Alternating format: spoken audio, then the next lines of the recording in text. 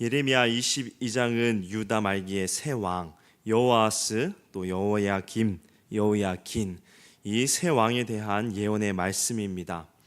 오늘 말씀은 세 명의 왕 중에 여호아하스와 여호야김에 관한 예언의 말씀인데요. 10절에 너희는 죽은 자를 위하여 울지 말며 그를 위하여 애통하지 말고 잡혀간 자를 위하여 슬피 울라. 그는 다시 돌아와 그 고국을 보지 못할 것임이라. 요시야 왕을 기억하십니까? 우리가 새벽에 열왕기하 본문을 보면서 등장했던 유다 말기의 왕입니다. 그는 성경에서 선한 왕으로 평가받습니다. 이 요시야 왕을 이어 그의 아들 여호아하스가 23세의 나이로 왕위에 오르게 됩니다.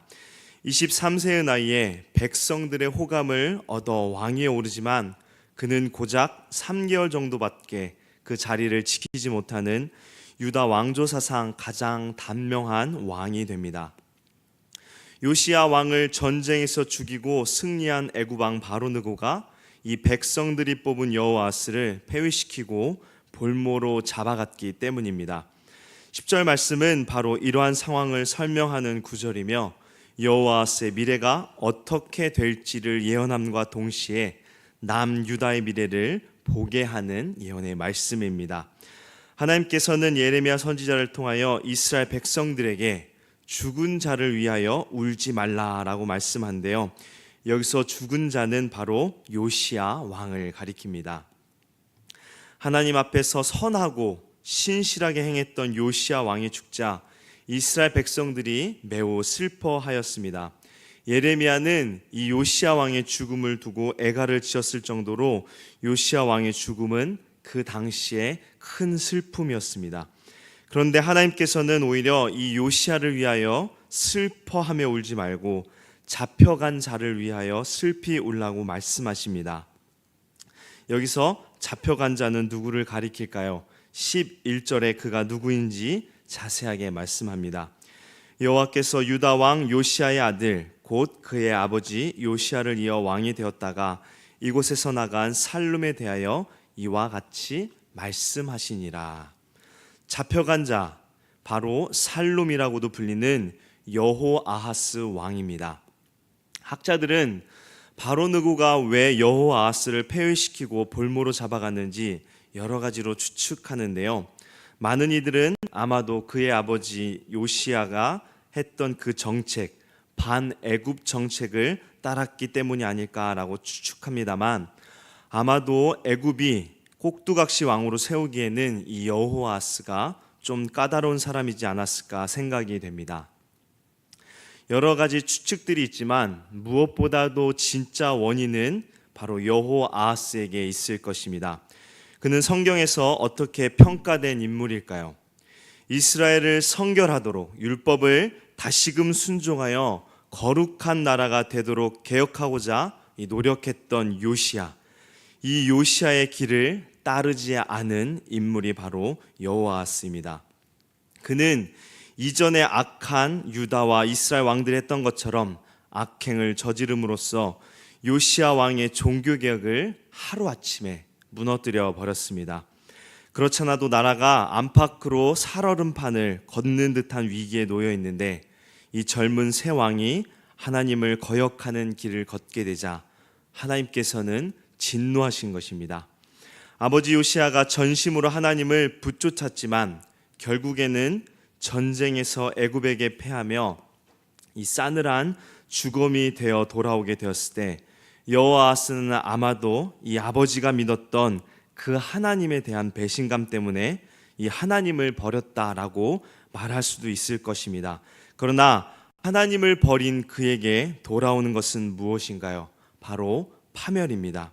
하나님은 그를 버렸고 하나님의 보호막이 없는 그는 아무리 영악하다고 한들 애굽의 압력에 밀려날 수밖에 없었습니다. 그래서 11절 하반절부터 12절까지의 말씀에 그가 이곳으로 다시 돌아오지 못하고 잡혀간 곳에서 그가 거기서 죽으리니 이 땅을 다시 보지 못하리라 라고 하나님께서 말씀하십니다. 여호아하스가 위로 세 형을 제치고 왕위에 올랐다는 것은 그가 정치적으로 매우 수완이 좋았다라고 알 수 있습니다. 그러나 그러한 정치적 수완도 이러한 난국을 헤쳐나가는데 역부족이었습니다. 그는 애굽 왕 느고의 침공을 막지 못했고 또 느고에 의해 사로잡히는 신세가 되었습니다. 비록 여호아스에 대한 구체적인 언급은 없었지만 그가 하나님 앞에 신실하지 못했음을 우리 12절에 잡혀간 곳에서 죽으리니 이 땅을 다시 보지 못하리라 라는 말씀을 통하여 우리는 추측할 수 있습니다.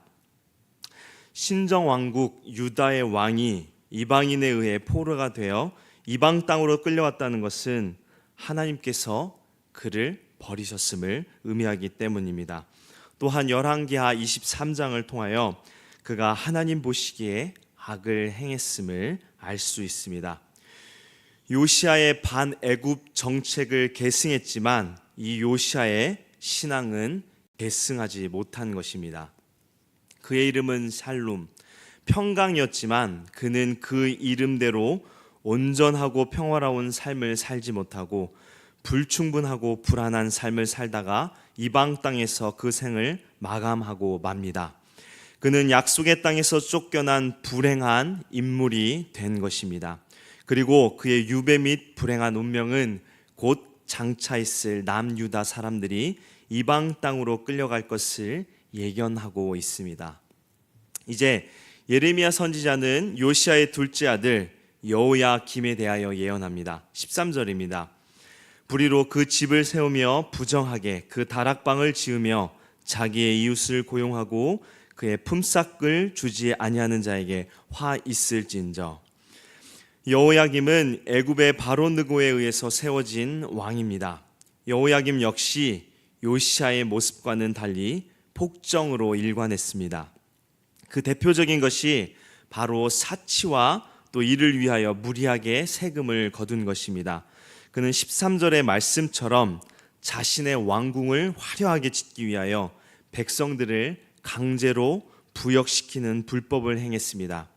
이러한 행위는 여호와께서 율법을 통해 엄히 금하신 일이었습니다. 14절을 보시면 여호야김이 얼마나 사치스럽고 허영이 가득했는지를 우리는 짐작할 수 있는데요. 14절에 그가 이르기를 내가 나를 위하여 큰 집과 넓은 다락방을 지리라 하고 자기를 위하여 창문을 만들고 그것에 백향목으로 입히고 붉은 빛으로 칠하도다. 여호야김은 왕궁의 화려한 치장을 통하여 자신의 권위를 세우려는 헛된 망상에 빠져 있었습니다. 가장 훌륭하고 값비싼 목재인 이 백향목으로 왕궁을 지었으며 또한 구하기가 당시에 어렵다는 애굽산 이 붉은 물감으로 다 도색하는 등 나라가 멸망의 위기에 처한 상황에서도 여호야김은 자신의 탐욕을 위하여 온갖 것을 마음대로 사용합니다. 그러자 하나님께서는 15절과 같이 말씀하십니다. 내가 백향목을 많이 사용하여 왕이 될 수 있겠느냐?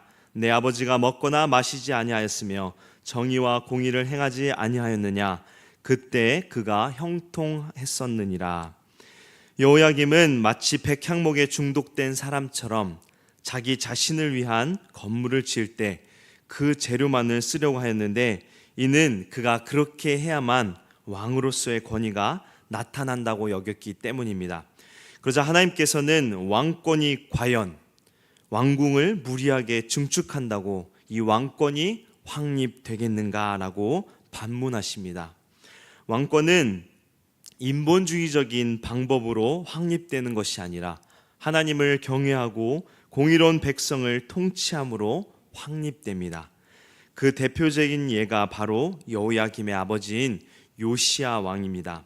하나님께서는 여호야김의 사치와 불의를 지적하는 잣대로 그의 부친 요시야의 행함을 제시하고 있습니다. 요시야 왕은 결코 자신을 위해 탐욕을 부리지 않았으며 또 백성들에게 하나님의 공의와 정의를 행함으로 31년간 유다를 통치하면서 형통하였고 또 나라를 번성케 하였습니다. 즉 요시야 왕은 통치 기간 내내 하나님의 돌보심과 인도하심, 백성들의 인정과 존경을 받으며 만족한 삶을 살았다는 것입니다. 요시야 왕은 16절 말씀처럼 하나님께서 왕을 세우신 본래의 목적대로 백성을 공의로 다스리며 무엇보다도 사회적 약자들의 삶을 보호하였습니다. 하나님을 안다는 것은 무엇인가요? 하나님과 인격적 관계를 맺고 그의 뜻을 헤아리고 그 뜻에 순종하는 실제적인 삶을 사는 것을 의미합니다. 요시야 왕은 바로 이러한 삶을 산 왕이었습니다. 자신의 삶에서 인애를 실천함으로 하나님을 바르게 하는 왕이라는 사실을 입증한 것입니다. 그러나 여호야김은 이러한 아버지와는 정반대의 인물이었습니다. 그는 자기만을 아는 자였고 백성들의 형편을 돌보지 않고 17절처럼 자신의 탐욕을 위하여 압박과 포악을 행한 자였습니다. 이러한 자에 대하여 하나님은 어떻게 심판하시나요? 18절에 이렇게 말씀합니다. 우리 18절 말씀 함께 읽겠습니다. 18절입니다. 그러므로 여호와께서 유다의 왕 요시야의 아들 여호야김에게 대하여 이와 같이 말씀하시니라. 무리가 그를 위하여 슬프다 내 형제여, 슬프다 내 자매여 하며 통곡하지 아니할 것이며 그를 위하여 슬프다 주여, 슬프다 그 영광이여 하며 통곡하지도 아니할 것이라. 아멘. 하나님께서는 여호야김을 위하여 애도할 자가 아무도 없다고 말씀합니다. 자기의 영광을 위하여 온갖 수단과 방법을 다 동원했지만 그가 죽은 후에는 그것을 기억해 주는 자도, 그를 위하여 죽는 자도 없다는 것입니다. 그리고 그는 19절에 나귀처럼 예루살렘 문 밖에 던져져 매장함을 당하는 비참한 최후를 맞게 될 것이라고 말씀합니다. 성도 여러분, 왕의 자리는 하나님의 대리자의 역할을 하는 자리입니다. 자신이 그 자리에 있게 된 것이 아니라 하나님께서 세워주신 것입니다. 그렇기에 하나님의 정의와 공의를 드러내며 하나님께서 기뻐하시는 정치를 해야 하지만 오늘 살펴본 두 왕은 그렇지 못했습니다. 우리는 하나님께서 주신 우리의 지위와 또 직분, 또 재물을 어떻게 사용하고 있습니까? 나를 위해서일까요? 아니면 하나님의 영광을 위함입니까? 우리에게 직분과 재물을 주신 이유는 이웃을 섬기라고 주신 것입니다. 우리는 우리가 있는 자리에서 섬기기보다는 대접을 받기를 원하고 있지는 않는지요. 우리의 모습들은 과연 하나님을 바르게 이해하고 사는 삶인지 돌아보아야 합니다. 주님께서는 우리를 위하여 자기의 영광을 버리시고 죽기까지 복종하셨습니다. 이 놀라운 은혜와 사랑을 우리는 전하는 자들이 되어야 합니다. 그리고 하나님을 반대하는 불순종의 삶은 비록 하나님의 백성이라 할지라도 하나님께서 반드시 심판하신다는 것을 우리는 명심해야 합니다. 두 왕은 예언대로 심판받았습니다. 우리는 혹시 욕망과 탐심의 포로가 되어 이 말씀에 반대되는 삶을 살고 있지 않은지 날마다 점검해야 합니다. 하나님께서는 우리를 사랑하시지만 우리의 죄는 반드시 벌하십니다. 이것을 우리는 기억하며 날마다 우리의 삶을 말씀 안에서 비추어 보고 하나님의 영광을 드러내기에 부족함 없도록 말씀을 보며 기도하며 실천하는 삶을 살아가기를 주님의 이름으로 축원합니다. 함께 기도하겠습니다.